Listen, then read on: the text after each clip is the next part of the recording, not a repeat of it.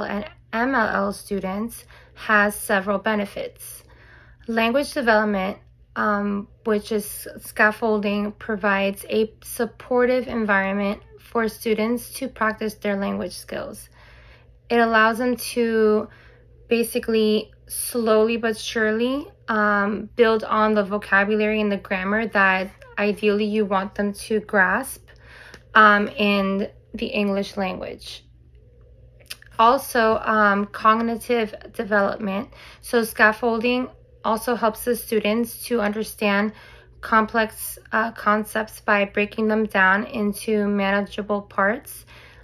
This supports them and also builds on their critical thinking skills. I believe it also helps build their confidence. Scaffolding gives them kind of like you meet them where they are at that moment, and so they don't feel overwhelmed, or they feel like they can start off little by little to get where they need to be. And also using the their actual native language as a resource in order to for them to build on learning the English language.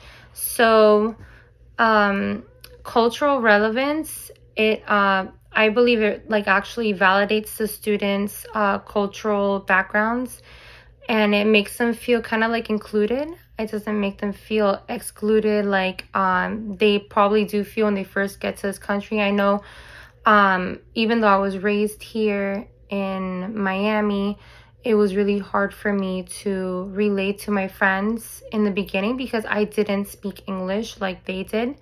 So I felt a little excluded, and I felt like I didn't get the jokes and stuff like they did.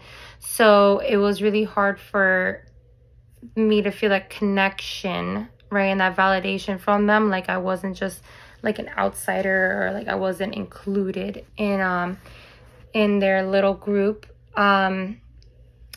So best practices for introducing academic vocabulary and content for my ELL and MLL students include obviously pre-teaching the vocabulary. Some vocabulary can be very overwhelming, especially if it's a word they've never heard, but they don't even use it in their regular conversational language between friends, their social language. They astonished, that's not a word a third grader would use, right? But they do learn the words like that in third grade. So by introducing these words, right, and I think it helps them to not only understand what the word means, but how it's being used in context or even in conversation, which obviously would be visual aids. Visual aids to me is the biggest thing. I believe one of my coworkers mentioned it in one of the VCs, our language helper, our dictionary for our ELLs. I love it because it has pictures for everything, and visual aids are huge for children that do not understand the English language because they can make that real world connection to things that they've encountered in their life, and it helps them understand the meaning of new words.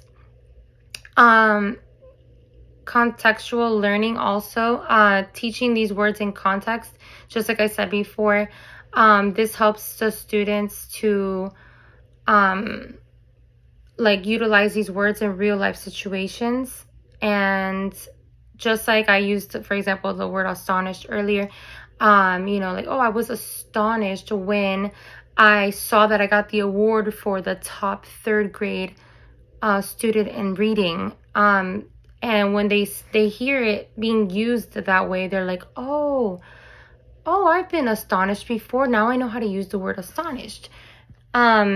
Also, repetition, for practice is huge because I feel like the more you repeat it, the more it drills into your brain. And for them, it's harder because they don't really know the word, but if you constantly repeat, instead of them saying, hola, ¿cómo estás? You say, hey, how are you? Hey, how are you today? How's your day going? You repeat those things. They start, drilling that into their brain, and they start using not only in context, but they start remembering what they need to say.